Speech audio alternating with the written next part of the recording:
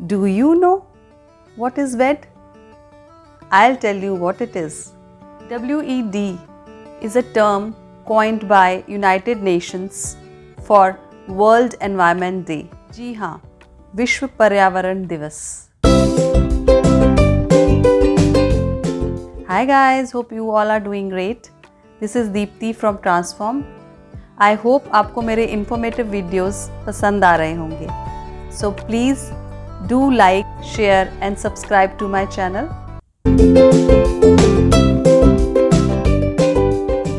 वेड को बहुत सारे नामों से जाना जाता है, जैसे कि इको डे, एनवायरनमेंट डे और ऑफिशियली इसे यूएन वेड भी कहा जाता है. इको डे हर वर्ष 5 जून को मनाया जाता है. यह यूनाइटेड नेशंस के द्वारा उठाया गया एक महत्वपूर्ण कदम है ताकि लोगों में एनवायरनमेंटल इश्यूज जैसे कि marine pollution, human over population, global warming, sustainable consumption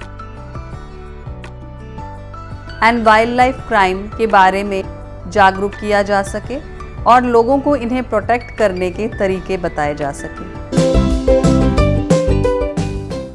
It was first held in 1974 with the theme Only One Earth. In 1987, the idea for rotating the center of these activities through selecting different host countries began.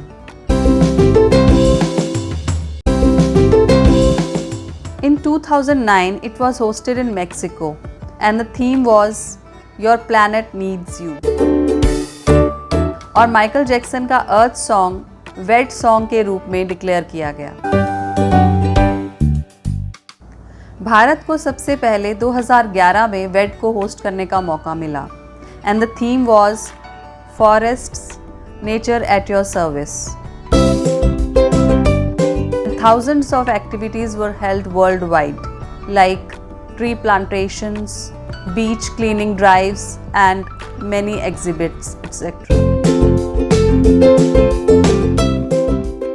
2018 में भारत को फिर से मौका मिला वेड को host करने का और इस बार थीम था बीट द प्लास्टिक पॉल्यूशन, जो कि आजकल की सबसे बड़ी समस्या है.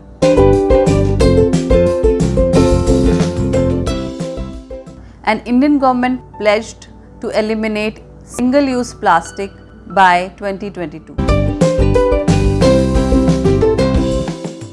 The theme this year, that is 2021, is Generation Restoration और इस बार की host country है Pakistan.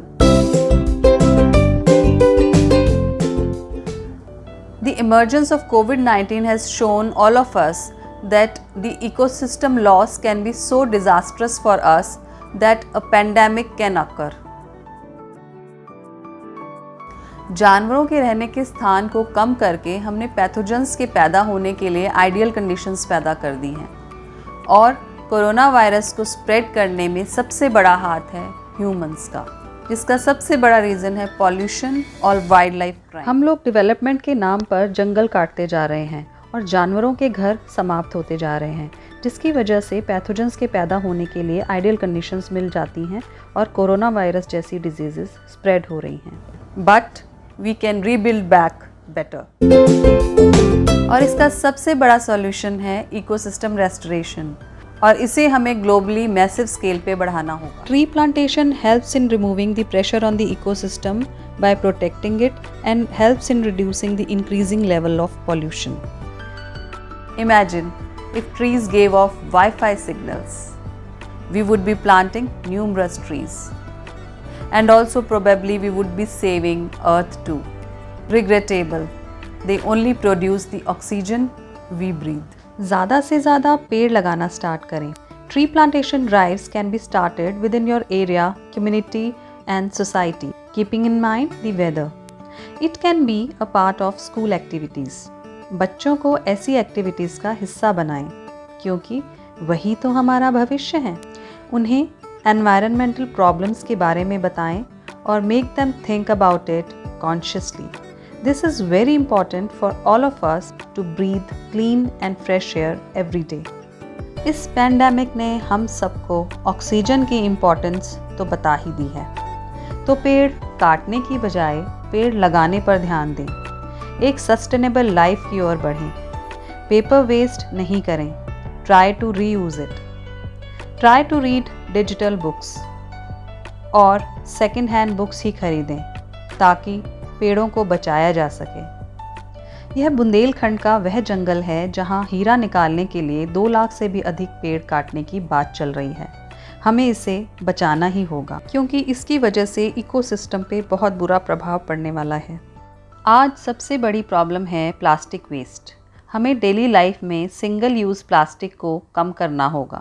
If you can't reuse it, refuse it. Avoid plastic as much as possible ताकि कम से कम वेस्ट जनरेट हो। और हमें ऐसे तरीकों के बारे में सोचना होगा ताकि इसे लैंडफिल में जाने से रोका जा सके। आजकल बहुत से NGOs इसकी तरफ कदम बढ़ा रहे हैं। हमारे यहाँ प्लास्टिक कलेक्शन ट्रक्स आते हैं and every Monday they collect it and send it to recycling units. In recycling units में प्लास्टिक को रिसाइकिल करके fabric, building materials and furniture के रॉ मटेरियल में कन्वर्ट किया जाता है। इवन आजकल प्लास्टिक से बायोफ्यूल भी बनाया जा रहा है। क्या आप जानते हैं कि हमारी इंडियन क्रिकेट टीम जो यूनिफॉर्म पहनती है वो भी प्लास्टिक वेस्ट से ही बनी है? This is the time to help nature heal by rewinding the earth. Follow the 3 R's: reduce, reuse, recycle. Shopping पे जाते समय क्लॉथ या रीयूजेबल बैग्स कैरी करें। Choose to live a sustainable और ज़ीरो वेस्ट लाइफस्टाइल। ऐसा करके हम अपनी सॉइल को भी रीएस्टैब्लिश कर सकते हैं। Firstly, segregate your waste. Kitchen से जितना भी वेस्ट निकलता है वो बायोडिग्रेडेबल होता है। उसे आप अलग कर लें और उससे आप घर पर ही कंपोस्ट बना सकते हैं। तो चलिए देखते हैं एक आसान तरीका घर पर ही कंपोस्ट बनाने का। आजकल मार्केट में बहुत तरह के डस्टबिन्स और कंपोस्ट बिन्स अवेलेबल हैं।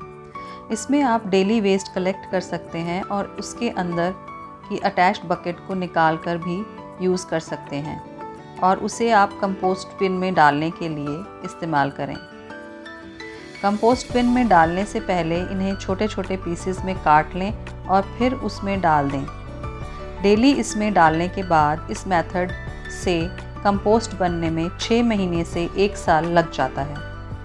और जब अपना नया बैच स्टार्ट करें तो आप उसमें पहले की बनी खाद ऐड कर दें so as to make the process faster. इसके बाद आप इसे टाइम टू टाइम हिलाते रहें।